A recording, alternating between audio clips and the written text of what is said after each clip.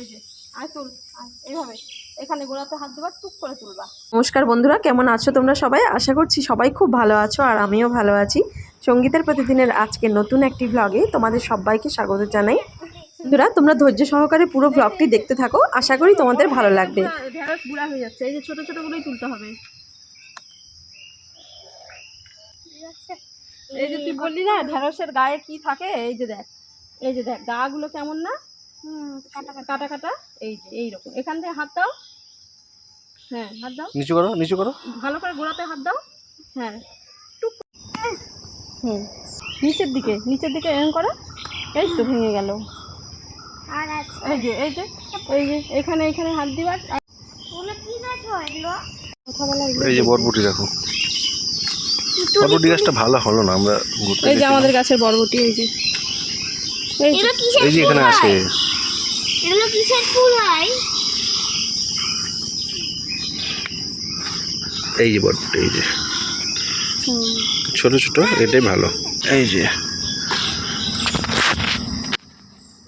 টুকটুক করে তুললাম, ওই যে ওর নিচে আছে। টুকটুক করে। চলো যা হয়েছে এই কথা। হুম হুম। আরেকটা তুলে নিয়েছি আমি। বন্ধুরা, এখন বাজে দুপুর 12টা, আর আমার ছেলে কয়েকদিন থেকেই বলছে যে মা আমিও ঢ্যাঁড়স তুলবো।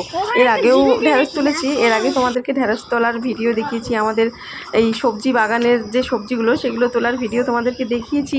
আর তো আমার ছেলে তোলেনি, তো আমার ছেলে বারবার করে বলছে যে মা তুলবো, তো সেই জন্য ওকে নিয়ে এসেছি, যে ওকেও শেখালাম যে কেমন করে তুলতে হয়, ও সেটা দেখলো। লাল শাকের গাছ, ওই এমন কথা কি হয়েছে রে? কোনটা রে, কোনটার কথা বলছিস? লাল শাকের, ওটা লাল ডাটা বাবা। এটা জয়ন্তী গাছ।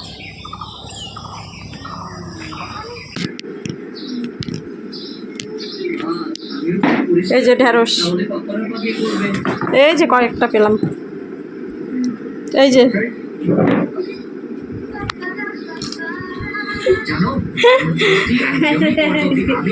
দেখো বন্ধুরা, মা কি সুন্দর ঢ্যাঁড়স খাচ্ছে, এই যে ছোট কচি। কাঁচা কাঁচা। তুই খাবি আদি? খা, একটা খা, একটা খা, একটা খা, খা। কাঁটাগুলো কাটা। আরে কাটা নাই তো না। সেই টেস্টি, সেই টেস্টি, ভাল লাগছে? সেই টেস্টি, ভালো। এই যে দেখ আরেকটা,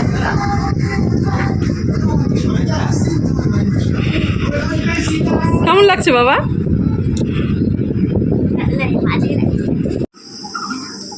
এই যে বন্ধুরা, আমি খাবো এবার।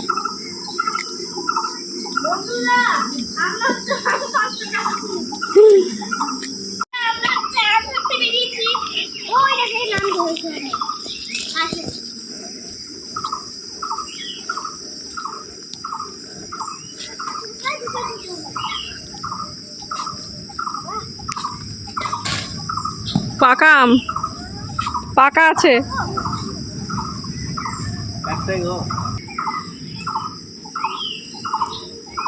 খেলাম ঢ্যাঁড়সটা, মিষ্টি মিষ্টি লাগছে। ঢ্যাঁড়স না, এটা কি বরবটি খাচ্ছ?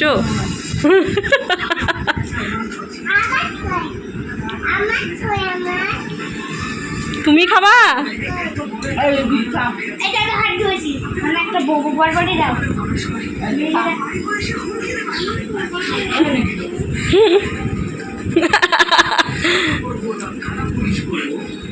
ভালো লাগছে, ভালো লাগে। আমি খেলাম তো ঢ্যাঁড়সটা, মিষ্টি মিষ্টি লাগলো। খাচ্ছ? বরবটি খাচ্ছ?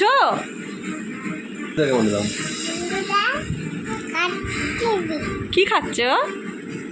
বরবটি? ভালো ভালো। বন্ধুরা, সবজি বাগান থেকে তো মজা করে আমরা সবাই মিলে সবজি তুললাম, তারপরে সেটা বাড়িতে নিয়ে এসে সবাই মিলে সেই কাঁচা সবজিগুলোই খেলাম। তবে আমি আগে কখনো কাঁচা সবজি খাইনি।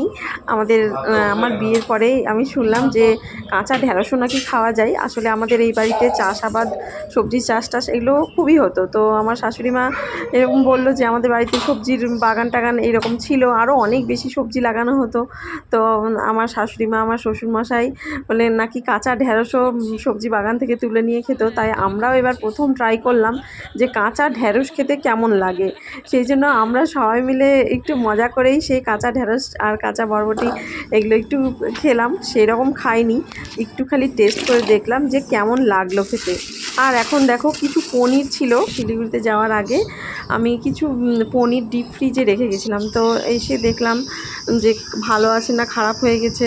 তো দেখলাম যে খাওয়া যাবে না, খুব একটা বাজে গন্ধ না, তবুও অত দিনের পনির খাওয়া উচিত না। সেই জন্য আমি সেটা পুকুরে নিয়ে গিয়ে ফেলে দিলাম, আমাদের পুকুরে নিয়ে গিয়ে ফেললাম, মাছ টাছ খাবে। আর এখন এসে দেখলাম ঢ্যাঁড়সটাও সেদ্ধ হয়ে গেছে, তো চলো ঢ্যাঁড়সটা তুলে নিই। এর মধ্যে সামান্য লবণ ছিটিয়ে দিলাম, সামান্য একটু তেল দিয়ে দিলাম, এইভাবে একটু নাড়াচাড়া করে নিলাম। আজকে করলাম ঢ্যাঁড়স সেদ্ধ, আর কি করলাম, এটা হচ্ছে আলু বড়ি দিয়ে ঝোল করেছি আজকে, নিরামিষ আলু বড়ির ঝোল, খুব সুন্দর লাগে খেতে। আর এখানে করেছি ডাঁটার চচ্চড়ি। আর আজকে সকাল থেকে অসহ্য গরম পড়েছে, গরমে তো কিছুই ভালো লাগছে না, খাওয়া দাওয়া ভিডিও করতেও ইচ্ছে করছে না, তবে কি করব, তো যতটুকুন পারলাম বন্ধুরা তোমাদের সাথে শেয়ার করলাম। আরে কি দিবা না? দিব, তোমাকেও দিব, দাদাকেও দিব, আসো টিপ করো। আমাকে দিও না, ছোট বাচ্চা না। হ্যাঁ দাদা বড় বাচ্চা, বুড়া বুড়া। বন্ধুরা তো কাটতে দাও, আমি ভাগ করে দেবো, দাও বাক করে নাও। আমি ভাগ করে দেবো। ফ্রিজ থেকে বের করলাম, তাও গলে গেছে, দেখছি এত গরম, গরমে চকলেট গলে গেছে। এদিকে আসো, নাও বাবা তুমি নাও। তো এখন বাজে দুপুর 1টা, আর ছেলে মেয়ে দুজনকেই স্নান করিয়ে দিয়েছি। তো এখন হচ্ছে আবার বায়না করছে যে চকলেট খাবে, সেই জন্য ফ্রিজে একটা ছোট 10 টাকা দামের চকলেট ছিল, তো সেটাই এখন বায়না থামানোর জন্য ওদের 2 ভাই বোনকে ভাগ করে আমি দিচ্ছি। আর দেখো চকলেট দিচ্ছি তাও হচ্ছে না, আমার ছেলে যেহেতু প্যাকেটটা নিয়ে চলে গেছে সেই জন্য বলছে যে দাদা মনে হয় সব চকলেটটাই নিয়ে চলে গেল। তো সারাদিন ধরে এই কাণ্ড কারখানায় চলতে থাকে, আর আমি হয়ে যাই নাজেহাল। আর ঝগড়া মারামারি যাই হোক না কেন, ভাই বোনদের মধ্যে তো এরকমই হয়। আর তারপরে আবার যখন মিল হয়ে যায় তখন গলায় গলায় পিড়ি। ওটা আলু বড়ির ঝোল, দেখো খেয়ে সেই লাগবে খেতে। তো এই হচ্ছে অবস্থা। আর এখন হচ্ছে দুপুর 2টো বাজে, তো আমরা এখন খাবার টাবার নিয়ে চলে এসেছি। তো ঘরের মেঝেতেই সব খাবার টাবারগুলো নিয়ে চলে এসেছি, আমরা ঘরের মেঝেতে বসেই খাই, বাইরে ডাইনিং টেবিলে বসে খাই না, বাইরে ডাইনিং টেবিলে খুব গরম লাগে, সেই জন্য ঘরের মধ্যে বসেই খাই। ডাঁটার চচ্চড়ি, হ্যাঁ বুনু ছোট, বুনু খা। আজকে ডাঁটার চচ্চড়িটা এত সুন্দর হয়েছে না, কি বলবো। আজকে রান্না করাগুলো কিছু দেখাতেই পাইনি তোমাদেরকে, তো শুধুমাত্র খাওয়াটা দেখাচ্ছি। বন্ধুরা অলরেডি তিনটা দাদা খেয়ে নিয়েছি। আচ্ছা খাও। ঢেঁড়সটা কেমন লাগছে মা? ভালো লাগছে?